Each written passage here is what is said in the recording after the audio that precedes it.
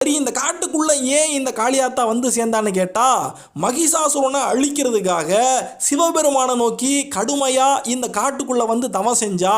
அப்படி தவம் செஞ்ச காளியம்மா பத்ரகாளியம்மா தான் வனபத்ரகாளியம்மா அப்படின்னு பேர் வாங்கினான்னு ஒரு தகவல் சொல்லப்படுது. அடுத்து இந்த வனபத்ரகாளியம்மா கோயிலை சுற்றி வெறுமனே காடு மட்டும் கிடையாது, நல்லா மலையடி வாரத்தில் இந்த கோயில் இருக்கு. கோயிலுக்கு பின்னாலேயே பவானி ஆறு கூட ஓடுது. ஸோ காடு, ஆறு, உயரமான மலை அத்தனையுமே இந்த கோயிலை சுற்றி இருக்கு. வனபத்ரகாளின்னு இந்த பேரை சொல்லும் போதே மிரட்டலாக இருக்குது. இந்த கோயில் எதுக்குயா ஃபேமஸ் அப்படின்னு சொல்லி கேட்டால், கல்யாண வரம், குழந்தை வரம், தொழிலில் முன்னேற்றம், வண்டி வாகனத்துக்கு பூஜை, இப்படி ஏகப்பட்ட விஷயங்களுக்கு இந்த கோயில் ஃபேமஸாக இருந்தாலும் இந்த அம்மாவுடைய நேச்சரே செய்வினை, ஏவல், பில்லி சூனியம் இப்படி யாராலையும் விடுவிக்க முடியாத கட்டுகள்ல இருந்து நம்மளை ரிலீஸ் பண்ணி கொண்டு வரதுல இந்த அம்மா ரொம்பவே கெட்டிக்காரின்னு சொல்லப்படுது. சரி வாங்க